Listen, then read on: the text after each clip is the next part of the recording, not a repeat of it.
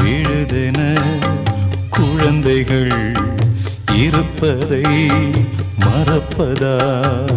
இதயத்தை இழந்த பின்னாலே தேகத்தை காக்க முடியாதே. நீயே என் இதயம், இல்லையே இல்லை உதயம். எனது கானம்